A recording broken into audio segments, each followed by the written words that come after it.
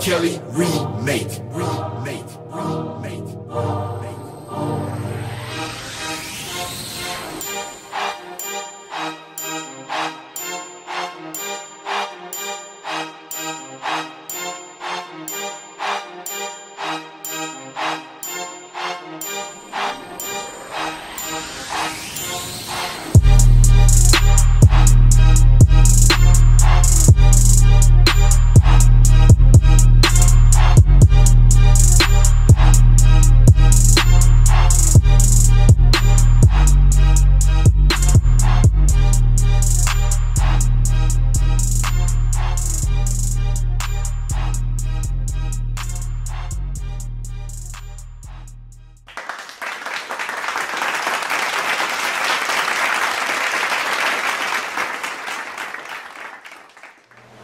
Welcome, folks, to another edition of Stack National. I'm National. It's my man Smokestack. We're gonna do a little something different. A little quick hitter, Stack. How you doing today? Great. What about you? Good. We're gonna get right into it. We're gonna discuss. We're gonna go through a bunch of series, folks. Starting at top fives. And our one today we're gonna do top 5 performances in electric football / miniature football. That we've witnessed. Stack, I'll let you start with your first moment. Wow, okay. This is a good question. I'd have to say, and I'm a little biased, because I'm from Philly, but I'd have to say Ben Creasy Daniels over the last 3 years has had a remarkable run for somebody that literally came out of the woodwork and has learned and mastered the game. So I would say, number one, Ben Creasy's run in Philly, and the run is not over. No. It could continue. So that would be your number 5. That would be 5, counting backwards, or yeah, it don't well, really matter. okay. It don't really have to be an order, but Right. 5 moments. 5. That's 5. Hit. I got one. Let me go with my 5. My 5 would be, I guess I'm being a little biased, Philly in the NFL league, but a coach from Detroit, Great Lakes, Damon Lucas, For You to Hate, our show's producer, last year drove all the way Friday night from Detroit here to Philly to play a game against the Chargers to determine the seeding in the playoffs. The winner would get a bye in the second seed and a bye in the playoffs. The loser would go to the third and have to play a wild card game. Damon drove, I don't know how long, 12 hours, 11 hours, whatever it is. 9, 10 hours, yeah. Whatever it is, and beat Kenny King, a high caliber coach in this league. It was amazing that, you know, he wasn't tired or something like that and had fatigue. He beat him. That would be my number 5. Stack, I'll go to number 4. My number 4 would have to be Ron Bell's run through the Miggle tournament when he won 3 straight Miggle titles during this run. Ron Bell, that was amazing to me. I was there for all of them. First one coming in Washington, D.C. Now a Hall of Famer.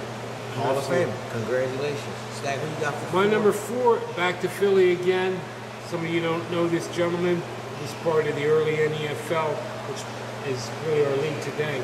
Mark Thompson's run in the NEFL was something to be, you had to witness it to see it. I think he won, 3, 4 Super Bowls? He appeared in about 3 or 4. I think he won back-to-back. He beat me in one of them to go back-to-back. He was phenomenal. But he was always competitive every year. Great passer, didn't have we didn't have first-run bases and highly customized teams, so the reason NEFL really started in that first wave, 620 boards, no customization, very tight rule set. So I got to give Thompson credit. He's one of the better coaches we've had here. Zach, I'll let you continue to go to 3. My number 3, these are just random thoughts. I've been around a long time, that's why they call me Smokestack. I've seen some great EF passers. Nothing against anyone in the current sense. I'm just going to name them off in no special order. Mike Robertson out of Dallas-Fort Worth, Texas League. Great passer. Rafiq. Right. Can't argue with Rafiq. Still hasn't won the big one, but he's competitive everywhere he goes. Reggie Rutledge in his time was a good passer. Right. Mark Thompson, I mentioned earlier. James Cruz. My good friend here, Corey Johnson, I put him in that group. Paul David Daniels. Brian Healy. Right. And there's other passers in the NFL, but I'm just talking about great passers over a span of time. Right. These guys have been consistently great.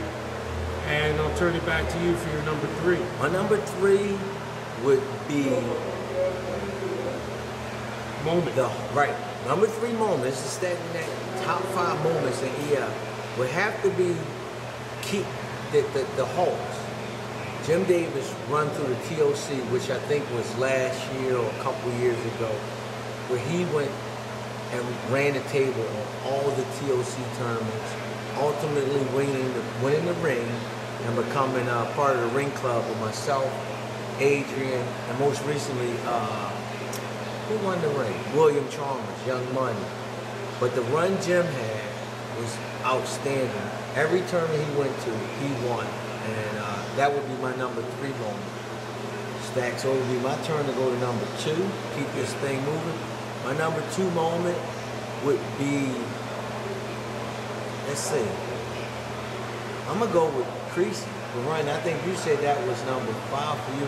I'm going to go with that as my number 2. Creasy Dave's going 2 full seasons undefeated. And like you said, that run is still continuing now in the Philly NFL League with his coach. He's lost 1 game.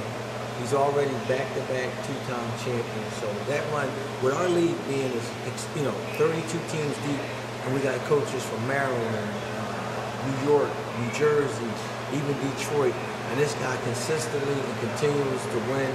That's my number 2 performance in electric football that I have witnessed. Stack, I'll go with your number 2, and then you can take it right to number 1, big guy. I'd have to say Young Money. Over a period of time, seeing him grow up from a young man at the old Buzzball Winter and Summer Fest, tagging along with his older brother Robert and his father Keith. But we started to see flashes of young Will Chalmers early in Beltsville in the BEFL, and then later as he came in the NFL. Still, job's not done. He's a phenomenal coach, phenomenal player. It's just great to watch youth who continue to refine their game and take it to a next level. And so he's my high character guy, great sportsmanship. Never a problem with him. Drum roll, Stack, number 1 moment. My number 1 is kind of a spin-off of you. It's actually, I don't remember whether it was a TOC win, but it was my good friend Jim Davis, the Hulk. And this was after he had an issue in one of the earlier years at a TOC where his character was questioned. And he put together a great run that weekend. We were there. And Corey was there. And he won the Miggle TOC. I don't remember whether it was he just won. And remember seeing his joy, pure, unadulterated joy. You could see it on the cover. You could see it on the cover of the tweet. That wasn't TOC, that was the Miggle Championship. That's what I mean. One TOC, that was Miggle. But it was great to see him get that win. That was his first major win. He's won in Great Lakes before. But I mean, he defeated Norbert. We were there at that 2-point conversion. I remember. And just watching his face, his family there. He was very happy. So number 1. Shout out to you, Jim, on that. My number 1 moment, number 1 performance in EF just happened. Folks, if you were at the Clash or you heard about it, Big Salty Keith Chalmers. For the first time ever, there was 2 divisions, a 4.0 and a 3.4 division. Keith won both divisions. He had to work the night before the championship games. So he worked all night. He never slept. He left the tournament after advancing to the 2 championships. Went to work all night, then came back that morning and had to play 2 championship games, beating Dale Smith and then Ken Allen. That was incredible. I mean, I don't know how he did it, but to me, folks, right now, you ask me, top performance in electric football that I've seen, that was it. Iron Man. That was Iron Man. And that concludes the Stack with Nat top 5 performances in electric football. Thanks for joining us, folks. Jello Beats, holla at me.